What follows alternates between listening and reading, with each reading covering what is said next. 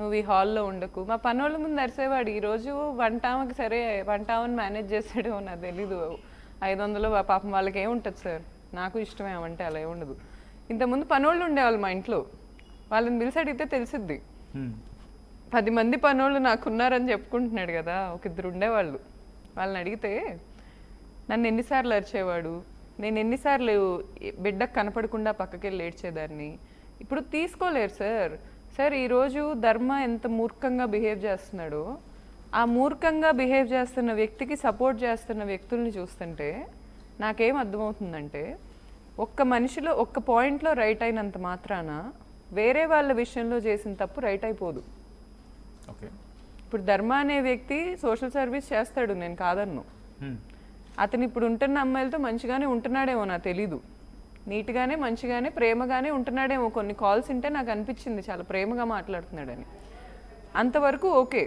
అంత మాత్రాన అతను నా లైఫ్లో రాంగ్ రోల్ ప్లే చేయలేదు అంటం ఈజ్ వేగ్. ధర్మ 100% నా లైఫ్లో బ్యాడ్ రోలే ప్లే చేశాడు. ధర్మ ఇది నీకు కూడా తెలుసు. నువ్వే వచ్చి విల్లా దగ్గర నా దగ్గర నేను ఏడుస్తుంటే నన్ను పట్టుకొని సారీ గౌతు, నేను లైఫ్లో ఎవ్వరికీ అన్యాయం చేయలా, నీకు చేసా, ఇది అబద్ధమా చెప్పు, ఇది అబద్ధమా? నువ్వు వచ్చి ఇలా చెప్పలేదా నాకు?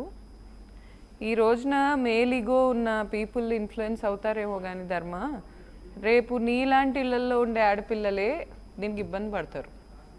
ఇంతవరకు మీడియాకి బయట ఎక్కిపోవడానికి కారణం ఏంటంటే బిడ్డ విషయంలోనే, రేపు ఉదయం వాడు ఇబ్బంది పడకూడదని చెప్పి. ఈరోజు స్టిల్ ఇక్కడ కూడా కూర్చున్నప్పుడు 20 minutes హార్డ్లీగా మాట్లాడుతున్నాడు, బట్ 20-25 minutes అనుకుంటా. అప్పుడు కూడా అంటున్నాడు పిల్లాడు బయట ఇబ్బంది పడకూడదు, లేకపోతే నేను చాలా విషయాలు చెప్పేవాడిని అని అర్థం వచ్చిన మాట్లాడిన సందర్భం. అసలు ఏం జరిగింది, ఏం జరుగుతుంది మీ ఇద్దరి విషయంలో? మహేష్ విషయంలో ఆ స్టేట్మెంట్ అందుకే పిల్లాడి విషయంలో చెప్తున్న మాట, what will you say about that? Sir ఇప్పుడు పిల్లాడి ఇంకొకసారి అడగరా సార్? సారీ, నేను కొంచెం అంటే స్కిప్ అయ్యా. పిల్లాడి విషయంలో వాడికి ఇబ్బంది కలగకూడదని కొన్ని విషయాలు మాట్లాడారు సార్. వెరీ గుడ్ ధర్మ, ఐ అప్రిషియేట్ దట్. నువ్వు అలాంటప్పుడు నా మీద లేని ఫేక్ ఎలిగేషన్ చేయొద్దు. నిజంగా నాకు ఎవరి మీదైనా ఫీలింగ్స్ డెవలప్ అయినా ఇష్టం ఉన్నా, నువ్వు నిజంగా నాతో ఫ్రెండ్లీగా ఉంటే నీకే చెప్తానేమో ఫస్ట్. ఎందుకంటే నువ్వు బాగా అనలైజ్ చేస్తావు మనుషుల్ని, చూపించగానే వాళ్ళు దేనికి పనికొస్తారు, దేనికి పనికిరారు, వాళ్ళు ఎంతకాలం ఉంటారు, ఇవన్నీ నువ్వు చెప్తావు. నిజంగా నాకు ఎవరైనా నచ్చితే నేను వచ్చి నీకే చెప్తా, కంగారు పడకు. అనవసరంగా ఒక పెద్ద మనిషిని, నేను చెప్తున్నా కదా పెద్ద మనిషి అంటే నిన్నేదో చేసేస్తారు. నేను స్టాండ్ తీసుకోవటానికి ఆ రోజు లైవ్ వెళ్ళటానికి కూడా కారణం ఏంటంటే మరీ ఎక్కువ పిఆర్, అది టూ మచ్ పిఆర్. ఇప్పుడు ఆయన క్యారెక్టర్ నువ్వు డెమోలిష్ చేసేస్తున్నా అనుకుంటున్నావు, ప్యారలల్గా నాది చేస్తున్నావు. రేపు జగద్వాజ చూస్తాడు, నన్ను అడుగుతాడు, అమ్మ ఏంటిది, నేను చూపిస్తా, అరే నేను ఇంతమందితో కలిసి ఆయన్ని కలిశాను, ఇంత పబ్లిక్గా మేము కలిసాము, మన ఇంటికి 2 సార్లు వచ్చారు, మా అమ్మమ్మ తాతయ్య ఉన్నప్పుడు కూర్చోబెట్టి భోజనం పెట్టాము, దానికి మీ నాన్న ఇంత ట్రిగ్గర్ అయిపోయి నా మీద ఇలాంటి ఎలిగేషన్స్ వేశాడు. నువ్వైతే ఏం చేస్తావు జగద్వాజ ప్లేస్లో ఉంటే? వాడికైనా అలాగే ఉంటుంది. కాస్త ఆగు, ఎందుకంటే నిజంగా నీకు బిడ్డ మీద ప్రేమ ఉంటే నువ్వు ఇన్ని రోజులు బయటికి రాకుండా మాట్లాడటం ఐ అప్రిషియేట్ ఇట్. ఈరోజు నువ్వు పంచాయతీకి కూర్చుంటానని చెప్పి ఇక్కడికి వచ్చి కూర్చోవటమే నాకు నవ్వు వస్తుంది.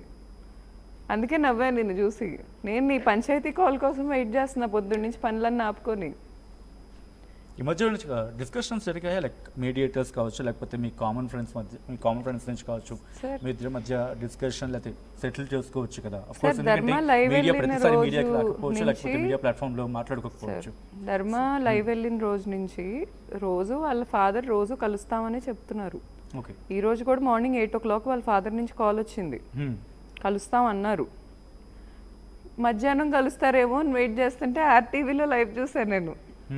పిల్లాడు కలవకుండా లైవ్ వెళ్తాడేంటని నాకు ఎందుకు నవ్వు వస్తుందంటే, సార్ నిజంగానే నన్ను ఫ్లర్ట్ చేస్తున్న అబ్బాయిలు ఉన్నారు, నన్ను పెళ్లి చేసుకుంటా అంటున్న వాళ్ళు ఉన్నారు, లేకపోతే నన్ను ఇష్టపడే వాళ్ళు ఉన్నారు జెన్యూన్గా.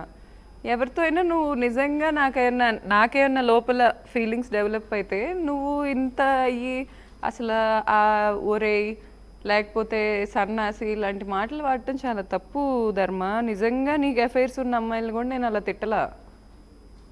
నువ్వు ఒక్క పాయింట్ ఆగి డీప్ బ్రీత్ తీసుకొని పక్కన ఉంటారు కదా రేపిస్టులు, వాళ్ళందరినీ కారు దిగమని ఒక్క నిమిషం కారులో కూర్చొని ఆలోచించు.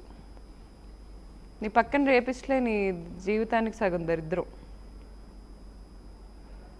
ఆ ఎదవే ఎంకే గాళ్ళని దిగమని కిందకి ఒక్క నిమిషం కూర్చొని ఆలోచించు. ఈ అమ్మాయి ఏం చేయలా. అండ్ మోర్ ఓవర్ షీ టీమ్కి లేకపోతే నేను వెళ్ళటానికి, పోలీసులు సెక్యూరిటీకి చెప్పడానికి ఆయనకి సంబంధం లేదు ధర్మ. అసలు ఏం జరిగింది ఒకసారి ఆ కాంటాక్ట్ చెప్పండి. అది మాట్లాడితే మీరు ఒక వర్షన్ వినిపిస్తూ ఉంటుంది మీ నుంచి, అండ్ తనొక వర్షన్, ఇలా డిఫరెంట్ వర్షన్స్ వినిపిస్తుంది. అసలు ఏం జరిగింది ఆ రోజు? సార్ ఇప్పుడు బ్రాండ్లో నన్ను ఇబ్బంది పెడుతున్నాడు ధర్మ. ఓకే, ఈ రోజుకి కూడా నేను జిస్మత్ గురించి మాట్లాడిన ప్రతి ఒక్కరి మీద కేసులు పెడుతున్నా.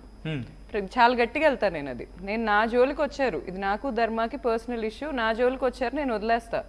జిస్మత్ అనే టైటిల్ వాడుకుంటున్న ఏ టీవీ ఛానల్ని, ఏ యూట్యూబ్ ఛానల్ని, ఎవరిని నేను వదలను. ఎందుకు వదలాలి? ఎన్ని సంవత్సరాలు మేము కష్టపడి బిల్డ్ చేసుకున్నాం. ఇది ఎంతమంది జీవితాలు ఉన్నాయండి, ఎంత వందల మంది ఎంప్లాయీస్ ఉన్నారు, అందరి మీద మీరు ఎన్ని వందల మంది షెఫ్స్ ఉన్నారు, అందరి జీవితాలు మీరు ఇలాంటి ఇష్యూస్లో లాగుతారా? సరే లాగుతుంది నేను ఏ రోజైనా మాట్లాడానా దాని గురించి? ధర్మ నువ్వు కూడా మాట్లాడుకు. ఎందుకంటే ప్రాక్టికల్గా ఇప్పటికీ బ్రాండ్ లీగల్గా నీ పేరు మీద లేదు. నేను ఇప్పటికీ నీ పేరు మీద ఒక్క కేసు కూడా ఫైల్ చేయలే. కానీ నువ్వు చేస్తున్న డిఫమేషన్ బ్రాండ్కి చెయ్యకు. నీ సంబంధించిన వాళ్ళు కూడా చేయొద్దని చెప్పి. ఎందుకంటే నిన్ను నేను ఖచ్చితంగా, నువ్వు ఆ బ్రాండ్లో ఫస్ట్ నుంచి ఉన్నోడివి, నీకు నాకు గౌతమ్కి ఆ బ్రాండ్ సంబంధం ఉంది. ఈ సంబంధం లేని చెత్తగాళ్ళందరినీ నేను వదిలేస్తాను నువ్వు అనుకోకు. అనవసరంగా వాళ్ళ లైఫ్ రిస్క్లో పెట్టకు. ఒక్కొక్కళ్ళకి అట్లీస్ట్ ₹1 కోటి డిఫమేషన్ వేస్తాను నేను. ఎక్కడి నుంచి తెచ్చి కడతారో చూస్తా నేను.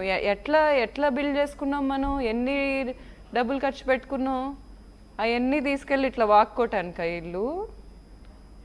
ఈ సిగ్గుండాలి మాట్లాడే వాళ్ళకి. నీ పిఆర్కి చెప్పు, అతనికి కూడా రైట్ లేదు. నా గురించి మాట్లాడమను, నీకు నాతో ఇష్యూ. అంతేగాని నీకేమైనా బ్రాండ్తో ఇష్యూ ఉంటే వచ్చి నాతో మాట్లాడు. ప్రజెంట్ లీగల్ ఓనర్ని నేను కదా, వచ్చి నాతో మాట్లాడు. ఆ విషయంలో ఏమైనా కాన్వర్సేషన్ జరుగుతుందా? మీ ఆఫ్ కోర్స్ డైరెక్ట్ కాల్స్ లేకపోవచ్చు, డైరెక్ట్ కాన్వర్సేషన్ లేకపోవచ్చు. సార్ బిడ్డ పేరు పెట్టమంటున్నాడు సార్. బ్రాండ్ బిడ్డ పేరు మీద పెట్టే అంటున్నాడు. నేనేమంటున్నానంటే ఓనర్షిప్ అనే దానికి ఒక ఫేస్ ఉంటుంది. ఇప్పుడు ఏయో బ్రాండ్స్కి సీఈఓని ఒకరిని తెచ్చి ఎందుకు పెట్టుకుంటారంటే వాళ్ళ ఫేస్ పెట్టుకోవాలని. ఫస్ట్ నుంచి మా బ్రాండ్లో ఆ ఫేస్ నేనే. And more over first brand start చేసినప్పుడు ధర్మ ఈజ్ నోబడి. ఓకే, జర్నీ అంటే నేను ఇప్పుడు బిజినెస్ పర్సన్గా మాట్లాడుతున్నా, నాట్ యాజ్ తన ఎక్స్గా మాట్లాడట్లా. ఇప్పుడు తన బిజినెస్ జర్నీ స్టార్ట్ అయిన రోజు, ఫస్ట్ బ్రాంచ్ రోజు, ధర్మ ఈజ్ నోబడి. ఆ రోజు నుంచి నా మార్కెట్ యూజ్ అయింది. నీ సింధూరం సినిమా ఓటీటీలో రిలీజ్ అయ్యి నేను మార్కెటింగ్ చేసి, నువ్వు కష్టపడి, లేకపోతే మీ సినిమా హీరోయిన్కో గుర్తింపు ఉండి ఇంత బయటకు వచ్చే వరకు కూడా ఎవరికి తెలీదు. నువ్వు ఒప్పుకోవా ఆ విషయం? ఈ రోజు కూడా నువ్వు నాకు థ్యాంక్స్ చెప్పు. ఎందుకంటే నీ లైఫ్లో బిగ్గెస్ట్ మార్కెటింగ్. నేను మీడియాకి వచ్చి మాట్లాడతాను నీ గురించి. ఒక్కసారి నీ సినిమా ఎంతమంది చూసుంటారో చూసుకో వెళ్ళి, అసలు ఇతను ఎవరు అని చూడటానికి. నువ్వు బిడ్డకి పెట్టేయాలి అంటున్నావు, బిడ్డకి కాక నేను ఎవరికి ఇస్తా? ప్రపంచంలో ఏ ఆడది ప్రెగ్నెన్సీ మీద అటాక్ చేసిన తర్వాత కూడా కలిసి ఉండిద్దని అడుగుతున్నావు. ప్రపంచంలో ఏ తల్లి బిడ్డకు కాకుండా పెట్టింది వేరే వాళ్ళకి? మీ ఇంట్లో నీకు తెలీదా? మీ ఆస్తులు అవన్నీ మీ మమ్మీయే కూర్చొని మీ ఇద్దరికి రావాలని ఎంత ఫైట్ చేశారో నీకు తెలీదా? మీ మదర్ ఎలాంటి తల్లో, నేను అలాంటి తల్లినే. నాకు అంతే ప్రేమ ఉండిద్ది నా బిడ్డ అంటే. సరే బ్రాండ్ పెట్టాలంటే నీ పేరు మీద ఉన్న బ్రాంచ్లన్నీ కూడా పెట్టేసాయి మరి బిడ్డ మీద. అయిపోయింది ఇంకా.